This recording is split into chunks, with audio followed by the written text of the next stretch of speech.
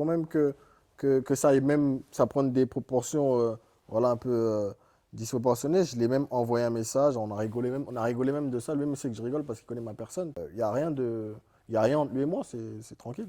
Et sur l'histoire et sur la blague du Maroc, ça allait très très loin aussi. On va parler des répercussions aussi Ouais. après, tout ce qui a découlé, les insultes aussi derrière. Mm, mm. Il paraît que les joueurs même du Maroc, ils en ont parlé entre eux de cette histoire, de cette fameuse blague là. Ouais, j'ai un Marocain qui est dans mon équipe, Abdellah, là, il est en prêt, tu vois.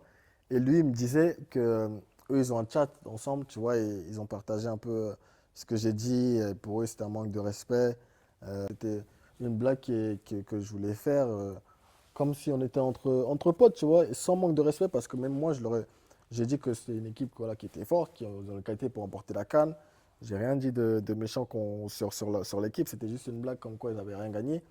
Et depuis, tu vois, un moment, c'est pas bien passé pour tout le monde. Et est-ce que tu peux nous raconter les heures qui ont suivi euh, la publication de cette vidéo? Qu'est-ce qui s'est passé déjà entre la vidéo qui sort, peut-être les réactions de tes proches, de ta famille, qui te font remonter un petit peu toutes les proportions que cette vidéo-là a pu prendre? Ben, tu vois, je crois que c'est le jour même, je crois, le jour même quand la vidéo elle sort, je crois, je sors de l'entraînement.